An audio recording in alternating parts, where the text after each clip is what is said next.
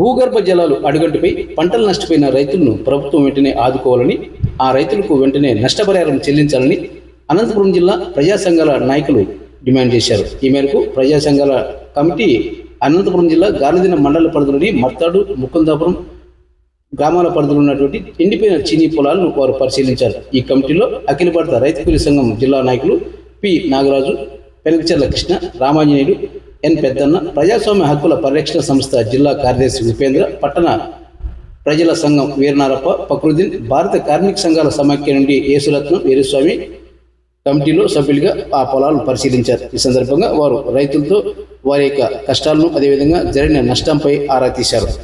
ఈ సందర్భంగా రైతులు వారి ఆవేదన వెలిపిస్తూ దాదాపు 2-3 నెలల నుంచి భూగర్భ జలాలు పూర్తిగా అడుగంటిపై చేతికొచ్చిన పంటలు నిలువున ఎండిపోతున్నాయని రైతులు ఆ ప్రజా సంఘాల నాయకులతో ఆవేదన వెలుబుచ్చారు.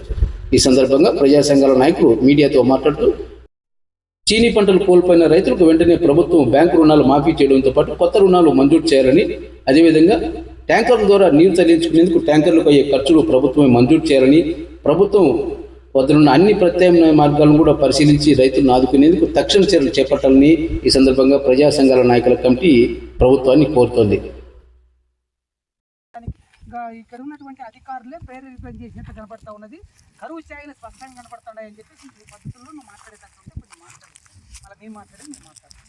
యానికి ఒకటి, తర్వాత అధికారం ఒకటి, మొత్తం దాన్ని అందించి ఎమ్మడే ఇది ఇవ్వాలి.